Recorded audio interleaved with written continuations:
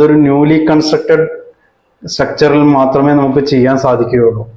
അതുപോലെ തന്നെ ഈ പ്രൊഡക്ട്സ് അതൊരു ലീഡിങ് പെയിന്റ് മാനുഫാക്ചറിന്റെ പ്രൊഡക്റ്റ് ആയിക്കോളണമെന്നും യാതൊരു നിർബന്ധവുമില്ല. എന്തുകൊണ്ടെന്നാൽ the products which we are choosing or we are recommending, they are the products from the leading manufacturers of construction chemicals.